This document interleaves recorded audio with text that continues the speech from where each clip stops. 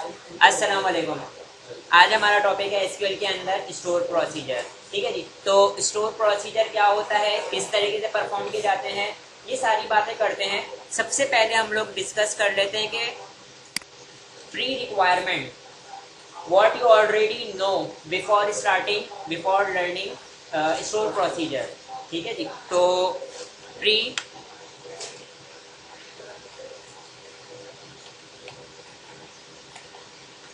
Pre requirement क्या है हमारी? प्री रिक्वायरमेंट हमारे पास क्या है, देखें मैं यहाँ पे लिख रहा हूँ DDL। मतलब है कि आपके पास जो है वो पूरा स्ट्रक्चर बना हुआ हो, पूरा स्ट्रक्चर बना हुआ हो, ऑलरेडी डन। ठीक है, मैंने क्या लिख दिया, ऑलरेडी डन। और DML, DML वाला काम, no basic knowledge of know the how to do that. आपको पता होना चाहिए कि ये किस तरीके से वर्क करते हैं DML, क्योंकि हम स्टोर प्रोसीजर से DML वाला काम कर रहे होंगे। तो इसका मतलब आप लोगों को जो DML में मैंने करवाए थे, इंसर्ट, अपडेट, डिलीट, सिलेक्ट, ये सारे काम आपको फिंगर टिप पर आने चाहिए अगर स्टोर प्रोसीजर पढ़ने जा रहे हो। और पहले से क्या चीज़ हुई भी होनी चाहिए यहाँ पे आपके सिस्टम में, DDL वाला काम, मतलब डेटाबेस बना हुआ हो, टेबल्स बने हुए हो, ये सारा काम हुआ हो पहले से। ठीक है, मैं यहाँ पे लिख देता हूँ कि किन को क्या कौन कौन सी चीज़ें आपको आनी चाहिए। इंसर्ट, अपडेट, डिलीट, ये आपको आनी चाहिए। और सिलेक्ट, ये चीज़ें आपको नो हाउ होना चाहिए, किस तरीके से होगा। बात क्लियर है? प्री रिक्वायरमेंट की बात कर ली। अब बात करते हैं व्हाट इज स्टोर प्रोसीजर, या मैं इसको क्या कह सकता हूँ कि बेनिफिट भी कह सकता हूँ। Why we use store procedure. यहाँ पर मैं आ जाता हूँ, what is store procedure. Store procedure क्या है? ठीक है, तो मैं यहाँ पे पॉइंट्स की शक्ल में लिख दे रहा हूँ। मैकेनिज्म है, या मैं इसको क्या कह सकता हूँ, टेक्निक है। टेक्निक है क्या काम करने की? To make your database secure. ठीक है, टू मेक योर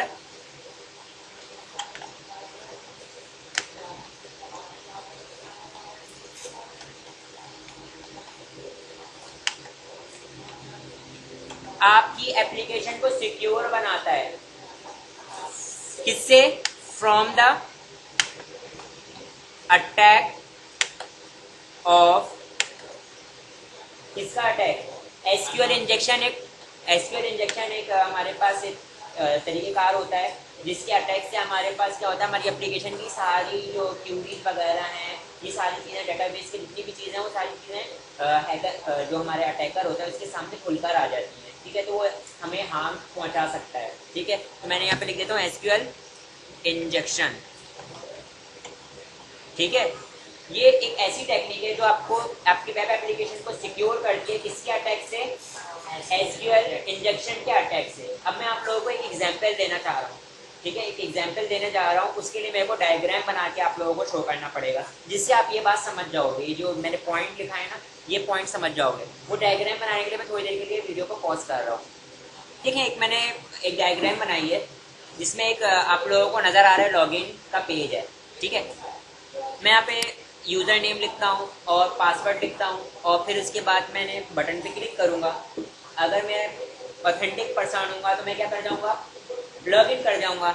अब इसके लिए एसक्यूएल की हमारे पास जो क्यूरी होगी वो क्या होगी? अगर मैं लिखूँ इसके लिए select static from, for example मैं कौन से टेबल से, एम्प्लॉय का टेबल है, एम्प्लॉय को लॉग इन करवा रहा हूँ, तो मैं क्या कर रहा हूँ, सिलेक्ट स्टैटिक फ्रॉम एम्प्लॉय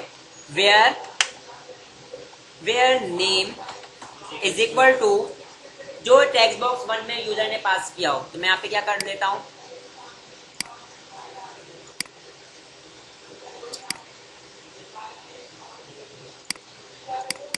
यहाँ पे लिख देता हूँ बल्कि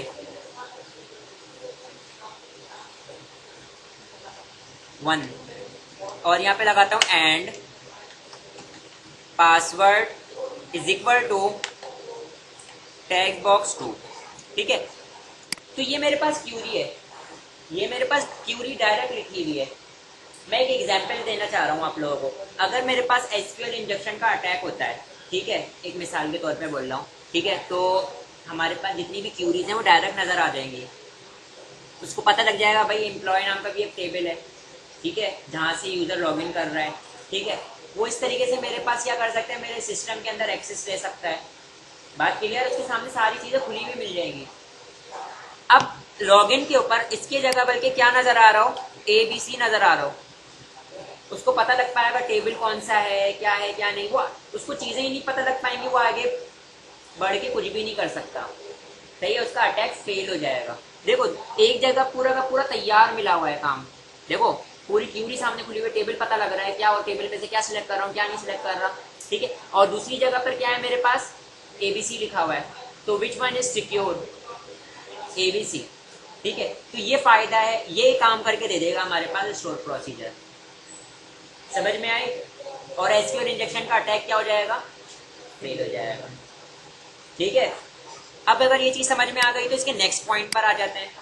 नेक्स्ट पॉइंट क्या है, फास्टेस्ट एग्जीक्यूशन। आपके एग्जीक्यूशन को क्या कर देगा, फास्ट कर देगा।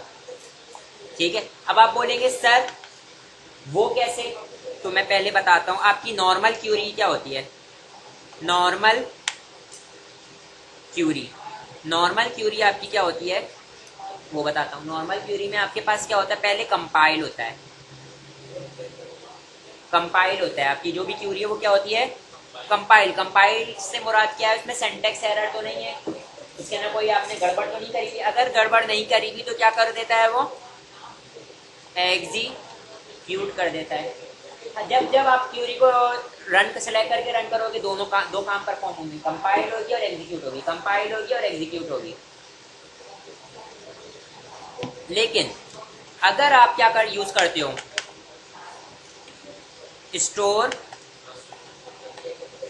स्टोर प्रोसीजर यूज करते हो, तो आपके पास क्या होगा, कंपाइल एग्जीक्यूट।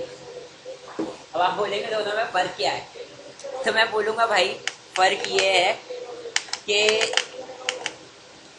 एक क्यूरी को सिर्फ और सिर्फ एक ही टाइम पे कंपाइल किया जाएगा, ओनली वन टाइम कंपाइल होगी eight the time of creation. सिर्फ और सिर्फ एक बार कंपाइल करोगे, अदरवाइज उसको हर बार क्या कर रहे होगे,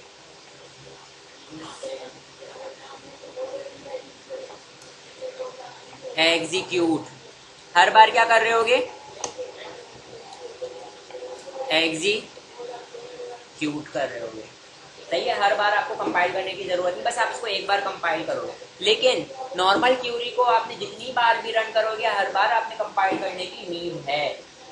सही, कंपाइल होगी फिर रन होगी, कंपाइल होगी फिर एग्जीक्यूट होगी। और इसको सिर्फ और सिर्फ at the time of creation you need to compile it, otherwise you can only execute it. ये पॉइंट क्लियर है? हेलो, ये पॉइंट क्लियर है? अब इसको मैं आप लोगों को प्रैक्टिकली करके बताऊंगा, लेकिन ये प्रैक्टिकली मैं कब बता सकता हूँ, जब मैं सिंटैक्स को डिस्कस कर लूंगा, इसको करना कैसे है, इसको परफॉर्म कैसे करना है, तब बताऊंगा। ये पहले वाला बता सकता था इसलिए बता दिया, जो नहीं बता सकता उसको मैंने अभी होल्ड पे डाल दिया। अब third point is very important, third point is also very important. You also need an example, real life example to cover it. अब जाहिर सी बात है, मेरे को डायग्राम बनानी है, तो need to stop the video. मैंने एक डायग्राम बनाई है ताकि मैं अपनी जो थर्ड पॉइंट था ना उसको आप लोगों को क्लियर कर सकूं। For example we have 3 tables, purchase, stock and sale. एक इन्वेंट्री मैनेजमेंट सिस्टम है, ठीक है, इन्वेंट्री मैनेजमेंट सिस्टम है। अब इसके अंदर स्टॉक के अंदर मेरे पास क्या पड़े हुए हैं, काफी सारी चीजें पहले से भी पड़ी हुई हैं। फॉर एग्जाम्पल लक्स है और वो कितनी क्वांटिटी में पड़ा हुआ है, वो 12 की क्वांटिटी में पड़ा हुआ है, 12 बॉक्सेस ऑलरेडी मेरे पास मौजूद हैं, ठीक है। अब मेरे पास स्टॉक के अंदर ये चीज़ मौजूद है। अगर मैंने स्टॉक के अंदर मजीद चीज़ों को मंगवाता हूँ, तो मैं क्या मंगवा रहा हूँ, लक्स को मंगवा रहा हूँ। तो मैंने यहाँ पे देखो इधर लक्स की कितनी क्वांटिटी मंगवा ली मैंने, 12 क्वांटिटी और मंगवा ली। तो मैंने देखा इधर यहाँ पर इस टेबल में क्या हुआ, ये रिकॉर्ड इंसर्ट हुआ, लेकिन ये वाले रिकॉर्ड क्या होगा, ये जो लक्स तो पहले से मौजूद है ना ये वाले टेबल में, ऑटोमेटिकली एक के साथ दो क्यूरीज का चलना, सही है। तो यहाँ पर मेरे पास ये क्या हो जाएगा, 24 हो जाएगा। यहाँ पे मेरे पास इंसर्ट की क्यूरी चली थी, तो यहाँ पे ऑटोमेटिकली कौन सी क्यूरी चली, अपडेट की क्यूरी चली। मतलब है कि एक एक्शन के ऊपर एक से ज्यादा क्यूरीज का एक साथ चल जाना, मल्टीपल क्यूरीज का चलना, सही है। तो हमने अब तक ऐसी कोई सिनेरियो नहीं देखा ना कि जिसमें हम मल्टीपल क्यूरीज को एक साथ चला सकें। तो you have a option to execute your multiple queries using store procedure. हम स्टोर प्रोसीजर को यूज करके मल्टीपल क्यूरीज को रन कर सकते हैं। जैसे कि मैंने एक एग्जांपल दी, अब एक मैंने सेल करना है, तो सेल जो भी मैं सेल करूंगा, फॉर एग्जांपल लक्स सेल कर रहा हूँ, तो लक्स के मैंने कितने लक्स सेल कर दिए, मैंने यहाँ पे 3 लक्स सेल कर दिए।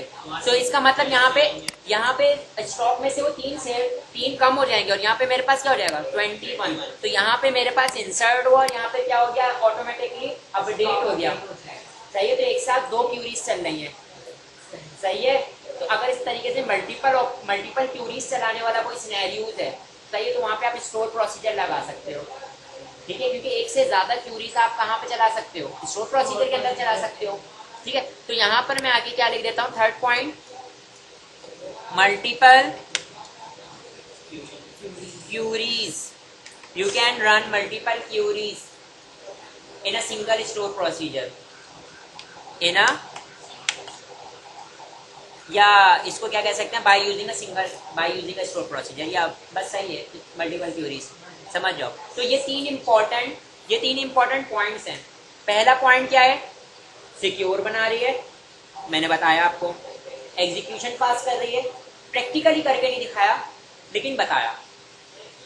मल्टीपल क्यूरीज, आपको एक सिनेरियो बताया, रियल लाइफ सिनेरियो बताया, मल्टीपल क्यूरीज का, मल्टीपल क्यूरीज चला सकते हैं। ये तो बात हो गई, स्टोर प्रोसीजर को मैंने समझा दिया, वाई और व्हाट ये क्लियर हो गया स्टोर प्रोसीजर का, ठीक है।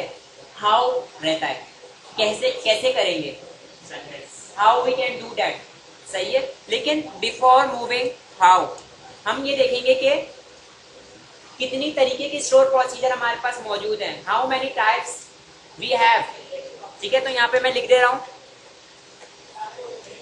टाइप्स ऑफ स्टोर प्रोसीजर, ठीक है। हमारे पास कितनी टाइप्स हैं, 2 टाइप है। पहली टाइप मेरे पास क्या है,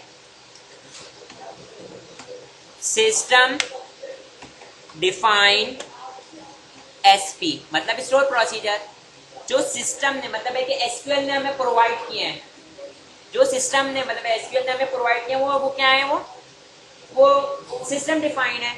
और फिर दूसरा है हमारे पास यूजर, या मैं इसको क्या कहूंगा, कस्टम एसपी स्टोर प्रोसीजर, जो हम बनाएंगे, जो हम लोग सेल्फ बना रहे होंगे, वो कस्टम या यूजर स्टोर प्रोसीजर कहलाते हैं। बात क्लियर है। अब आप लोग बोलेंगे सर सिस्टम स्टोर प्रोसीजर क्या, कैसे, और हम लोगों के कोई एग्जाम्पल भी बताएं। तो मैं बोलता हूं भाई, पहचान, आइडेंटिटी, स्टोर प्रोसीजर की आइडेंटिटी क्या है, जो कस्टम स्टोर प्रोसीजर है। आपको जहां कहीं पे भी कस्टम स्टोर प्रोसीजर नजर आएंगे, वो एसपी अंडरस्कोर उनका क्या होगा, ये प्रीफिक्स होगा, हर स्टोर प्रोसीजर के आगे ये लगा हुआ होगा, एसपी अंडरस्कोर, ये क्या लगा हुआ होगा, प्रीफिक्स लगा होगा, ठीक है। हाँ, अब एग्जाम्पल, आप लोग बोलेंगे सर मेरे एग्जाम्पल भी बताएं, तो मैं बोलता हूँ चले ठीक है, मैं आपको एक एग्जाम्पल बताता हूँ, एसपी अंडरस्कोर रीनेम। क्या आपने देखा नहीं है, ये मैंने आप लोगों को रीनेम करवाया था, टेबल को रीनेम करवाया था, कॉलम नेम को रीनेम करवाया था, सही है। तो यही स्टोर प्रोसीजर था। मैंने बोला था आगे एक टॉपिक आएगा, उसमें ये क्लियर होगा व्हाट इज दिस, ठीक है। तो ये मेरे पास एक स्टोर प्रोसीजर ये है। फिर इसके बाद हमारे पास एक और स्टोर प्रोसीजर है, मैं नाम लिख दे रहा हूँ, लेकिन इसको हम लोग इसी आज के ही सेशन में कवर करेंगे। नाम लिख दे रहा हूँ SP_हेल्प टेक्स्ट, इसको मैं कवर करूंगा अभी। मैं अभी सिर्फ लिख दे रहा हूँ, बताऊंगा आगे चल के। तो ये दो स्टोर प्रोसीजर है, लेकिन दोनों के आगे क्या लगा हुआ प्रीफिक्स SP_। अब आप लोग बोलेंगे सर हमें कैसे पता लगेगा कि सिस्टम डिफाइंड स्टोर प्रोसीजर कौन कौन से हैं, कितने हैं, कहाँ नजर आते हैं ये, ठीक है, एक सवाल हो सकता है। तो मैं बोलूँगा भाई आप अपने मैनेजमेंट स्टूडियो में जाओ, मैनेजमेंट स्टूडियो में जाओ, आपको यहाँ पे डेटाबेस है ये, फॉर एग्जाम्पल अवाम नाम का डेटाबेस है ये। अवाम नाम के डेटाबेस के अंदर आने के बाद, या कोई और सा डेटाबेस ले लेते हैं, डॉल्मेन डेटाबेस के अंदर आपको प्रोग्रामेबिलिटी नजर आ रही है। प्रोग्रामेबिलिटी के अंदर आओ और इसके अंदर स्टोर प्रोसीजर नजर आ रही है। मैं इसको क्या करता हूँ, एक्सपेंड करता हूँ, सिस्टम स्टोर प्रोसीजर नजर आ रहा है, सही है। इसको एक्सपेंड करूंगा, इतने सारे स्टोर प्रोसीजर, सबके आगे क्या लगा हुआ है SP_, लगा हुआ नजर आ रहा है। अब आप लोग बोलेंगे सर इतने सारे स्टोर प्रोसीजर, मैंने आप लोगों को बोलूंगा एक्सेल में भी तो बहुत सारे फॉर्मूलाज थे, लेकिन हमने पढ़े वही जिसके बारे में हम लोग जानते थे, जो हम, अब जाहिर सी बात है हर किसी की एक अलग लंबी स्टोरी है, ठीक है, उसको पूरा अलग एक्सप्लोर करना पड़ेगा। हमारा टारगेट इनको रीड करना नहीं है, अभी इनके बारे में जानना नहीं है, बल्कि हमारा टारगेट कुछ और है। तो मैंने आपको बता दिया कहाँ पे मिलेंगे। तो ये एडवांस लेवल पे अगर आप काम करते हो इसके अंदर और खुद से एक्सप्लोर करते हो तो करना चाहो तो कर सकते हो, ठीक है, बाकी यहाँ पर मिलेंगे आपको, सही है, स्टोर प्रोसीजर। अब आ जाते हैं किसकी तरफ, कस्टम की तरफ आ जाते हैं, कस्टम या यूजर डिफाइंड स्टोर प्रोसीजर की तरफ आ जाते हैं, ठीक है। कैन बी कैटेगराइज इनटू मजीद 2 पार्ट्स, फर्दर 2 पार्ट्स। पहला मैं यहाँ पे बोल देता हूँ non parameterize store procedure, non parameterize store procedure, और बी क्या कह देता हूँ, पैरामीटराइज स्टोर प्रोसीजर। बात क्लियर है? देखिए ये थ्योरी जरूरी है, स्टार्ट करने से पहले ये थ्योरी जरूरी है। पहले मैंने आपको बता दिया स्टोर प्रोसीजर क्या है, अब मैं आपको बता दिया उसकी टाइप्स क्या हैं। 2 टाइप हैं, system defined, user defined. System defined को हमने मजीद 2 हिस्सों में डिवाइड किया हुआ है, ठीक। अब बात आती है किसकी, हाउ टू परफॉर्म, या मैं इसको क्या कह सकता हूँ, सिंटैक्स, काम परफॉर्म करने का तरीकाकार, ठीक है। और यहाँ पर आने के बाद मैं क्या कहता हूँ, पहले किसको डिफाइन करने जा रहा हूँ मैं, इसका सिंटैक्स, नॉन पैरामीटराइज्ड, सही है, बात क्लियर है। यहां पर मैं लिखता हूं क्रिएट, और यहां पर मैं क्या लिख देता हूं, PROC। यहां मैं क्या लिख सकता हूं,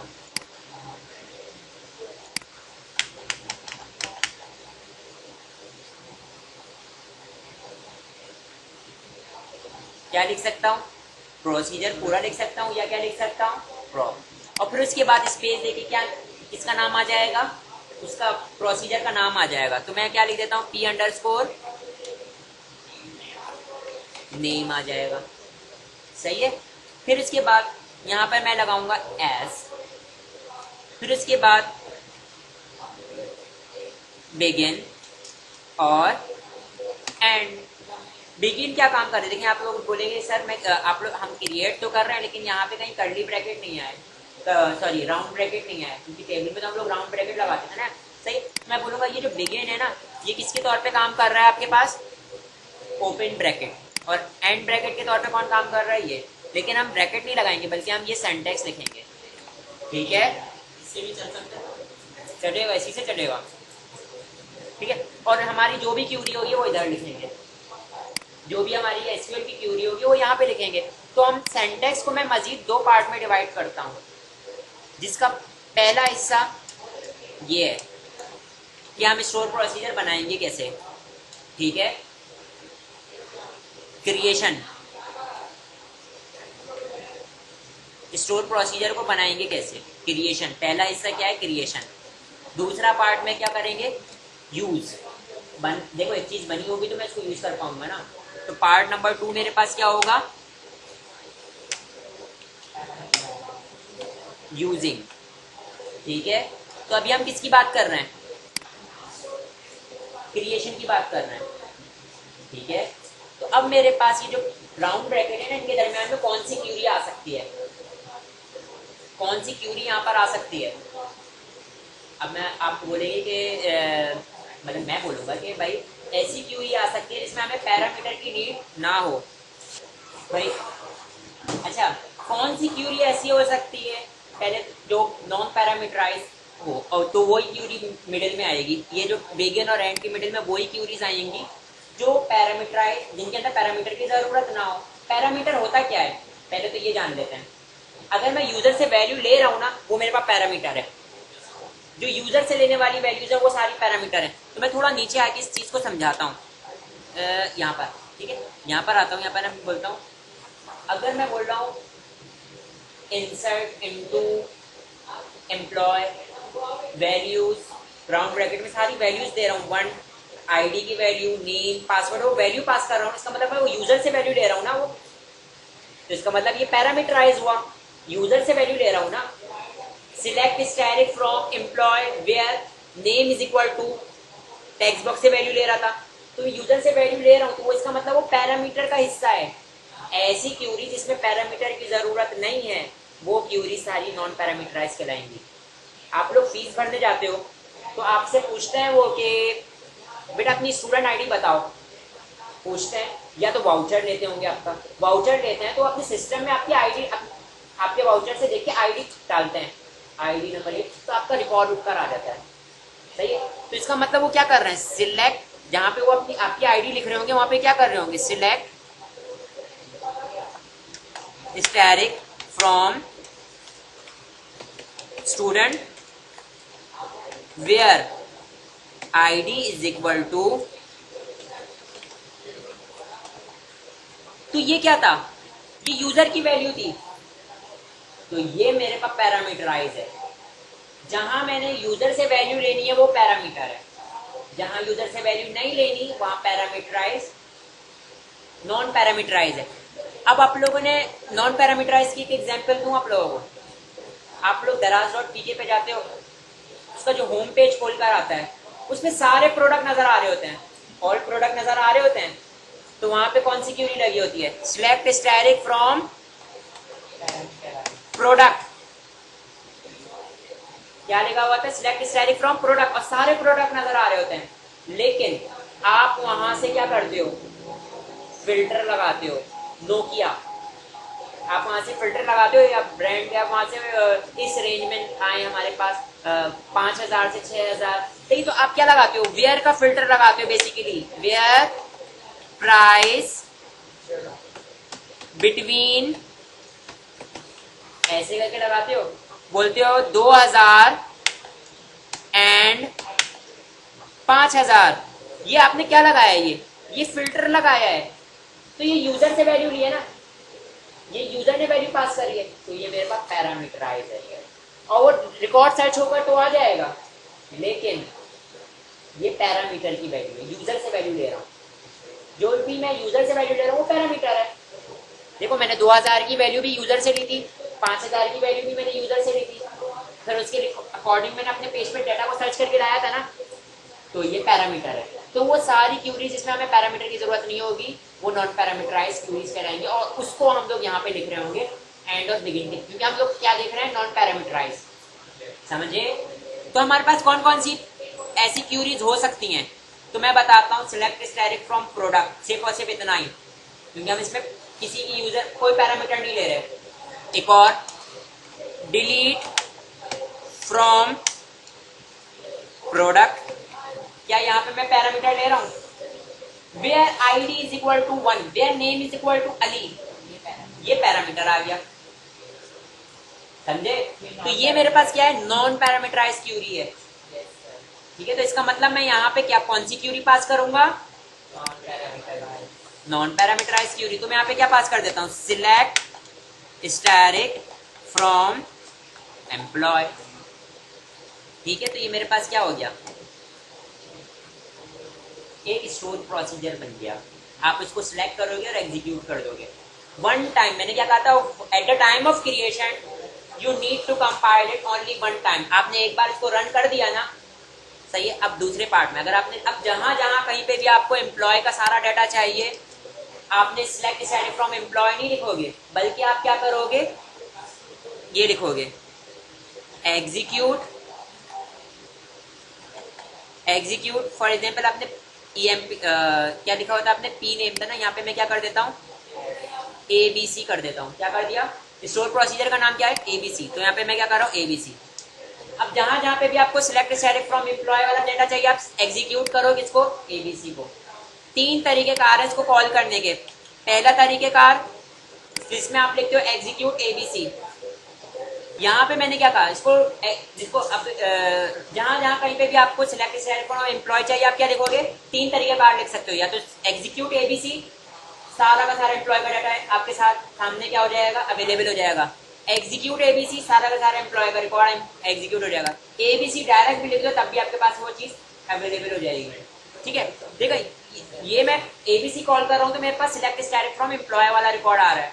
तो देखो दोनों में फर्क है, एक जगह मैंने सिलेक्ट डिसाइडेड फ्रॉम एम्प्लॉय लिख रहा था, एक पूरी क्यूरी लिख रहा था, और एक जगह से मैं ABC यूज कर रहा हूँ। तो ये मेरे पास क्या हो गया, सिक्योर हो गया।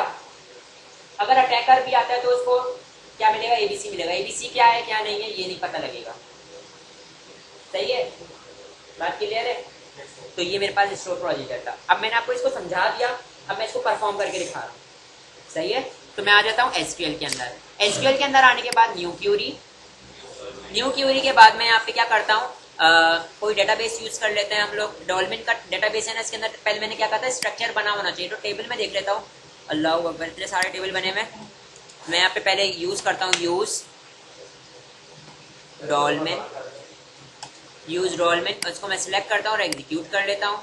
सही है, और इसको थोड़ा जो है वो सही है, select static from dolphin, oh dolphin नहीं एम्प्लॉय होगा ना, एम्प्लॉय, और इसको मैं सिलेक्ट करता हूँ एग्जीक्यूट करता हूँ। देख रहे हैं आप लोग, एम्प्लॉय का सारा रिकॉर्ड उठकर आ रहा है। अब मैंने क्या बनाना है, स्टोर प्रोसीजर बनाना है। ठीक है, तो मैं कौन सा बना रहा हूँ, नॉन पैरामीटराइज। अब आपको पता है भाई कौन से स्टोर प्रोसीजर में पैरामीटर नहीं होगा, जिसमें हम यूजर से वैल्यू नहीं ले रहे, वो नॉन पैरामीटराइज कहलाएगा। तो इसके लिए कोडिंग कैसे करेंगे हम लोग, क्रिएट। ठीक है, देखो पार्ट 1 ये क्या है, क्रिएशन है। स्टोर प्रोसीजर को क्रिएट कैसे करेंगे, यहाँ पर मैं क्या लिख सकता हूँ, प्रोग भी लिख सकता हूँ, या मैं प्रोसीजर पूरा भी लिख सकता हूँ। क्या नाम रखना है, प्रोसीजर ABC, क्योंकि अभी हमने क्या देखा है, ABC स्टोर प्रोसीजर को देखा है। एस, और यहाँ पर बिगिन और एंड, और मिडिल में आपकी जो भी क्यूरी है वो आ जाएगी। सही है, तो यहाँ पे मैं लिखता हूँ सिलेक्ट स्टैटिक फ्रॉम एम्प्लॉय। ठीक है, और इसको मैं सिलेक्ट करता हूँ और एग्जीक्यूट करता हूँ। कमांड कंप्लीटेड सक्सेसफुली, और मैं आपको आके दिखा देता हूँ कहाँ पे, प्रोग्रामेबिलिटी को मैं रिफ्रेश करता हूँ, आपको यहाँ पे स्टोर प्रोसीजर के अंदर ABC नाम का नजर आ रहा होगा। इसको मैं एक्सपेंड करूँ तो आपको पैरामीटर में कुछ भी पैरामीटर नजर नहीं आ रहे, क्योंकि अभी हमने इसके अंदर ये क्या था, नॉन पैरामीटराइज था। अगर कोई पैरामीटर बने होते तो यहाँ पे नजर आ रहे होते। सही है, ये चीज बन गई हमारे पास पार्ट 1।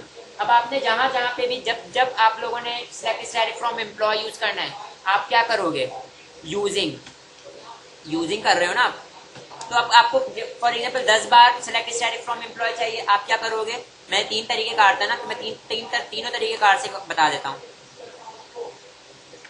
एग्जीक्यूट ABC, और इसको मैंने सिलेक्ट किया और एग्जीक्यूट किया, आ गया सिलेक्ट स्टैटिक फ्रॉम एम्प्लॉय वाला काम। ठीक है, पहला तरीकेकार ये था। दूसरा तरीकेकार EXEC ABC, और इसको भी मैं सिलेक्ट करता हूँ, एग्जीक्यूट करता हूँ, अब भी मेरे पास सारा रिकॉर्ड आ रहा है।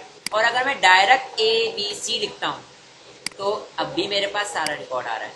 सही है, देखें ये कौन सा वाला काम करके दे रहा है, सिलेक्ट स्टैटिक फ्रॉम एम्प्लॉय वाला काम करके दे रहा है, लेकिन ABC। तो ये मेरे पास क्या हो गया, सिक्योर हो गया। ठीक है, और नॉन पैरामीटराइज। अब आपको मैं एक और चीज बताता हूँ, एक और चीज़, और वो चीज़ क्या है, इन केस यही स्टोर प्रोसीजर बना हुआ है, इसके अंदर मैंने एक और क्यूरी लिखनी है, इसको ऑल्टर करना है, इसको ऑल्टर करना है। अगर मैं यहाँ पर आता हूँ, यहाँ पर आने के बाद मैं क्या करता हूँ, सिलेक्ट स्टैटिक फ्रॉम, और मैं यहाँ पे क्या ले लेता हूँ, एम्प्लॉय वन। पहले मैं इसको रन करके देखता हूँ इसके अंदर क्या रिकॉर्ड है, सिर्फ और सिर्फ इसी को रन करके देख रहा हूँ, ये रिकॉर्ड मौजूद है। ठीक है, मैं ये चाह रहा हूँ कि इस मल्टीपल क्यूरीज रन हो, तो ये इसको मैं एग्जीक्यूट करूंगा तो क्या आ जाएगा, एरर आ जाएगा। क्या कह रहा है, this is already object name ABC in the database. एक और एक प्रोसीजर बना हुआ है एबीसी नाम का, आप क्यों दोबारा इसको बना रहे हो। तो इसको ऑल्टर करना भी बहुत आसान है, बस आप क्या लिखते हो, ऑल्टर। ठीक है, और इसको सिलेक्ट करते हो और एग्जीक्यूट कर देते हो। नहीं, अब इसका मतलब आप जहां जहां कहीं पे भी एबीसी कॉल करोगे, दो चीजें रन होंगी एक साथ, दो क्यूरीज चलेंगी, एक एम्प्लॉय के रिकॉर्ड सारा उठ कर आएगा, एक एम्प्लॉय वन का, और दोनों नॉन पैरामीटराइज थे। सिलेक्ट किया, एग्जीक्यूट किया, देखिए दोनों का रिकॉर्ड उठ कर आ रहा है, मल्टीपल क्यूरीज एक साथ रन हो रही है। सही है, बात क्लियर है ये चीज। अब अगर ये चीज क्लियर है तो आप लोगों ने एक चीज देखो, इन केस मैं यहाँ पर आता हूँ, न्यू क्यूरी पे क्लिक कर देता हूँ। मैं अगले दिन आया, मैंने आपको बताया था ना भाई, जो यहाँ पे चीजें लिखी भी होती हैं वो सारी चीजें तो हमारे पास क्या हो जाती हैं, गायब हो जाती हैं। ठीक है, तो एक बार मैंने एग्जीक्यूट कर दिया तो वो तो डाटाबेस में चली गई। सही है, अब डाटाबेस में से मैंने क्यूरी के थ्रू उसको मैं बातचीत कर रहा हूँ, तो यहाँ पर मेरे पास ये हट गई, रिमूव हो गई, मेरे पास ये ब्लैंक है, एबीसी बना हुआ है, मुझे पता नहीं एबीसी के क्यूरी, इसके अंदर कौन कौन सी क्यूरीज रखी है, मैंने क्या कैसे बनाया है, इसको नहीं पता। Want to know how to make this store procedure, you can use system store procedure which name sp underscore help text और स्पेस देके क्या लिख दोगे, abc, तो इसकी पूरी की पूरी कोडिंग जनरेट हो जाएगी नीचे। सही है, बात क्लियर है। ये सिस्टम स्टोर प्रोसीजर था। अच्छा था ये बेटा, ये हमारे पास नॉन पैरामीटराइज था। अब पैरामीटर के अंदर कॉन्सेप्ट यही रहेगा, बस पैरामीटर आ जाएगा, कॉल कर क्रिएशन के दौरान भी और कॉल करते वक्त भी। कॉल करते वक्त हम वैल्यूज पास करेंगे, क्रिएशन के दौरान हम लोग उसको वेरिएबल बना के इसके अंदर होल्ड करवा रहे होंगे वैल्यूज को। ठीक है, लेकिन करेंगे कैसे, वो एक चैलेंज है। राइट, मैं आप लोगों को 10 मिनट दे रहा हूँ, इसको परफॉर्म कर लो। तो पैरामीटर की तरफ मूव करो, तो पैरामीटर क्यूरीज आपको पता है, जिससे हम यूजर से वैल्यू ले रहे हो। ठीक है, तो मैं यहाँ पर आ जाता हूँ और सेंटेक्स की तरफ आ जाता हूँ। शेयरिंग हो रही है ना, तो किसकी तरफ मूव करते हैं, पैरामीटराइज्ड क्यूरी की तरफ। ठीक है, तो यहाँ पे मैं लिख देता हूँ, क्या है ये, पैरामीटराइज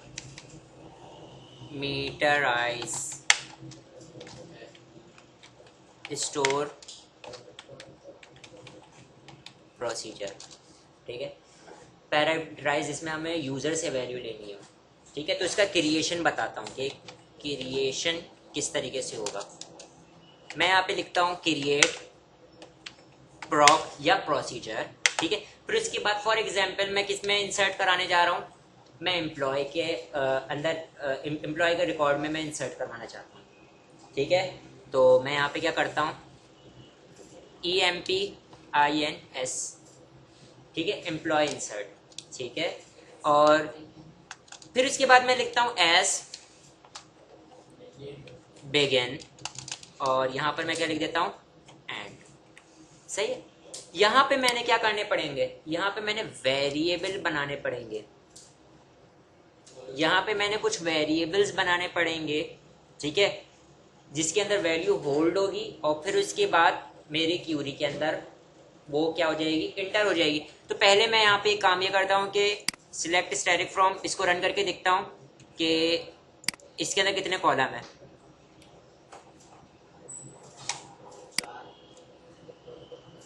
इसके अंदर कितने कॉलम है, ID, name, password, age, salary, date of birth और जेंडर, बहुत सारे कॉलम है। काम मैं ये करता हूँ, जिसमें कम कॉलम हो ना वो ले लेते हैं। फ्रॉम डिपार्टमेंट, सही है, department name, department number. ID मेरे पास यहाँ पे ऑफ कोर्स देख लेता हूँ, ऑटो इंक्रीमेंटेड होगी, अगर नहीं होगी तो इसकी आईडी भी पास करनी पड़ेगी। ऑटो क्या है मेरे पास, नॉट नल है, सही है भाई, ठीक है। तो मैं यहाँ पे क्या काम करता हूँ कि कितने पैरामीटर देखें था, कितनी वैल्यू इंसर्ट करवानी है, ठीक है। नॉर्मल क्यूरी हमारे पास क्या होगी, insert into department values round bracket. और पहली वैल्यू में क्या पास करूंगा, पहली क्योंकि अगर मैंने आइडेंटिटी रखी है तो इसका मतलब कुछ भी पास नहीं करूंगा। दूसरी में क्या पास कर देता हूँ, नेम। फॉर एग्जांपल मैं यहाँ पे रख दे रहा हूँ कि एडमिन डिपार्टमेंट है, एडमिन, और दूसरा उसका नंबर पास कर दे रहा हूँ। तो नंबर में क्या पास कर दे रहा हूँ, और यहाँ पे मैंने सिलेक्ट किया और एग्जीक्यूट कर दिया। वन रो इफेक्टेड, इसका मतलब आईडी हमारे पास क्या थी, ऑटो इंक्रीमेंटेड थी। मैं यहाँ पे सिलेक्ट डायरेक्ट फ्रॉम डिपार्टमेंट करके देखता हूँ और मेरे पास एक और डिपार्टमेंट ऐड हो गया होगा जिसका नाम क्या मौजूद है हमारे पास, एडमिन, ठीक है। तो ये हमारे पास क्या था, आइडेंटिटी की वजह से आया है। ये हमारे पास नॉर्मल क्यूरी थी। मैं इसका स्टोर प्रोसीजर यूज करना चाह रहा हूँ। मैं क्या यूज करना चाह रहा हूँ, स्टोर प्रोसीजर यूज करना चाह रहा हूँ। मैं ये क्यूरी नहीं लिखना चाह रहा, ठीक है। तो इसका मतलब इसमें जितनी वैल्यूज यूजर से ले रहा हूँ उतने मेरे पास क्या बनेंगे, उतने पैरामीटर बनेंगे, ठीक है। तो कितनी वैल्यूज यूजर से ले रहा हूं मैं, 2। तो इसका मतलब कितने पैरामीटर बनेंगे, 2। और पहली वैल्यू भी स्ट्रिंग है और दूसरी वैल्यू भी क्या है, स्ट्रिंग है। इसका मतलब जो मैं पैरामीटर बनाऊंगा वो भी कैसे होंगे, जिनको मैं पैरामीटर ले रहा हूँ उनको हम लोग क्या कहते हैं, वेरिएबल कहते हैं। तो वो भी मेरे पास क्या होंगे, स्ट्रिंग होंगे, सही। तो इस वेरिएबल बनाने का तरीकाकार क्या है, मैं लेता हूँ @ और मैं क्या लिख देता हूँ, नेम, ठीक है। और स्पेस देके उसका क्या कर देता हूँ, var4, क्या कर दिया उसको, 50, ठीक है। कॉमा, नेक्स्ट लाइन में दूसरा पैरामीटर @ और मैं क्या कर देता हूं, सेल फोन नंबर, और वो भी मेरे पास क्या है, var4 50। अब यहाँ पे नहीं पास करूंगा क्योंकि इसके बाद तो मेरे पास 2 ही पैरामीटर थे ना। अगर और पैरामीटर होंगे तो इस कॉमा पास करूंगा, ठीक है। फिर इसके बाद एस बिगिन, और फिर मेरे पास यहाँ पे क्यूरी लिख दूंगा। यहाँ पे क्यूरी क्या आएगी, इंसर्ट इनटू क्या था, डिपार्टमेंट के अंदर इंसर्ट हो जाए। वैल्यूज कौन सी जाएगी, वैल्यूज राउंड ब्रैकेट। पहली तो ऑटो इंक्रीमेंटेड है। यहाँ पे मैं क्या पास कर दूंगा, @ नेम, जो भी देखो वेरिएबल बना हुआ है, जो भी नेम के अंदर होल्ड हुआ है वो यहाँ पर आ जाए, और जो भी किसके अंदर होल्ड हुआ है, सेलफोन के अंदर होल्ड हुआ है डाटा, वो यहाँ पर इंसर्ट हो जाए, ठीक है। और इनको वैल्यूज कहां से मिलेगी, इन वेरिएबल्स को, जब मैं क्या करूंगा, कॉल करूंगा। देखो 2 पार्ट थे ना, पहला पार्ट था क्रिएशन का, दूसरा पार्ट था कॉल का, यूजिंग, सही है। तो मैं क्या करूंगा, कॉल कब करूंगा, कॉल करते वक्त वैल्यू पास करूंगा, ठीक है। और वो वैल्यूज कहाँ आएंगी, इन वेरिएबल में आके होल्ड होंगी, और इन वेरिएबल के थ्रू बॉडी के अंदर इंटर हो जाएगी, और यहाँ पर आके इसको असाइन होगी और इंसर्ट हो जाएगी टेबल के अंदर, ठीक है। तो मैं यहाँ पे इसको सिलेक्ट करता हूँ और एग्जीक्यूट करता हूँ, सही है। अब मैं यहाँ पर आता हूँ दूसरा पार्ट जो कि क्या था मेरे पास, यूजिंग का। यहाँ पर यूजिंग करवाते वक्त देखो इधर मेरे पास क्या था, EMPINS। अगर मैं इतना सा चलाता हूँ तो मेरे पास क्या आ जाएगा, एरर आ जाएगा, क्योंकि मैंने इसके पैरामीटर पास करना लाजमी है। देखो अगर पैरामीटराइज है तो इसके पैरामीटर मैंने पास करना पड़ेंगे, कितने पैरामीटर, 2 पैरामीटर, और सीक्वेंस वाइज पास करना पड़ता है, कॉमा सेपरेटेड। पहला मैं पैरामीटर पास कर देता हूँ, एडमिन हो गया ना डिपार्टमेंट, और कौन सा डिपार्टमेंट ले लेते हैं हम लोग, एग्जाम, और कॉमा सेपरेटेड मैंने क्या कर दिया, सेल फोन नंबर, ठीक है। और मैं इसको क्या कर रहा हूँ, एग्जीक्यूट कर रहा हूँ, वन रो इफेक्टेड, ठीक है। तो अब ये कहीं से भी पता लग रहा है ये क्या कर रहा है, इंसर्ट करा रहा है, क्या करा रहा है, 2 वैल्यूज को तो ले रहा है, ये क्या करा रहा है, नहीं पता लग रहा ना, लेकिन ये 2 वैल्यूज को क्या कर रहा है, इंसर्ट करवा रहा है, ठीक है। तो मेरी क्या हो गई, कोड क्या हो गई, हिडन हो गई, ठीक है। डायरेक्ट ये देखो डायरेक्ट कोड नजर आता है, इंसर्ट इनटू, और कहाँ ये लिखा हुआ है, सही है। तो ये पहला पैरामीटर जाके पहले वेरिएबल में होल्ड हुआ, दूसरी वैल्यू जाके दूसरे पैरामीटर में होल्ड हुई, और ये बॉडी के अंदर एंटर होके जो नेम के अंदर होल्ड हुआ था वो पहली वाली वैल्यू की जगह असाइन हो गया, जो सेलफोन में होल्ड हुआ तो सेलफोन वाली जगह पे असाइन हो गया, और जो भी वैल्यू इसके अंदर होल्ड हुई थी वो डिपार्टमेंट के अंदर इंसर्ट हो गई। ठीक है, बात क्लियर है? ये पैरामीटराइज हो गया। पैरामीटर, जितने पैरामीटर की यूजर से वैल्यू लेनी है उतने मैंने वेरिएबल बनाना पड़ेंगे। ठीक है, ऑन को वेरिएबल को यहाँ पे पैरामीटर की जगह कॉल कर दूंगा। ठीक है, अब मैंने यहाँ पे जितने भी इंसर्ट करवाना है, आपने इंसर्ट की पूरी क्यूरी नहीं लिखोगे, यहाँ पे उस टेबल का नाम और कॉमा सेपरेटेड सारे पैरामीटर लिख दोगे। सही। अब अगर मैंने यहाँ पे देखो, इधर एक काम मैं ये करता हूँ कि यहाँ पे मैं सिलेक्ट स्टैटिक फ्रॉम डिपार्टमेंट करके देखता हूँ, तो डिपार्टमेंट के अंदर क्या हुआ होगा, एक रॉ इंसर्ट हुई होगी, जो कि क्या है मेरे पास एग्जाम। तो एग्जाम देखो सही है, प्रॉपर जिस तरीके से इंसर्ट हो रहा है। जी पूछिए बेटा, दोबारा सवाल करना जरा। जो वेरिएबल बनाया है और ये बिगिन और एंड के बीच में इंसर्ट करिए वैल्यूज, ये जरूरी है। बिल्कुल, देखें ये मेरे पास क्या हो गया, एक फंक्शन टाइप का बन गया। अब आप देखो ये ऐसा फंक्शन बन गया है कि ये देखो इंसर्ट करवाते वक्त मैंने एक क्यूरी से अगर मैं डायरेक्ट यहाँ पे वैल्यूज लिखता तो मेरे पास एक ही रिकॉर्ड इंसर्ट होता। अब मेरे पास ये ऐसा फंक्शन बन गया, मैं जब जब कॉल करूंगा डिफरेंट वैल्यूज के साथ वो क्या करता रहेगा, हर वैल्यूज को इंसर्ट करवाता रहेगा, चाहे जो भी मैं वैल्यू पास करूं। अभी मैंने एग्जाम की वैल्यू पास करी तो एग्जाम वाली वैल्यू यहाँ पे होल्ड हो गई और यहाँ पर एग्जाम की वैल्यू इंसर्ट हो गई। अगर मैं आता हूँ दूसरी वैल्यू पास करता हूँ, फॉर एग्जाम्पल EMPINS,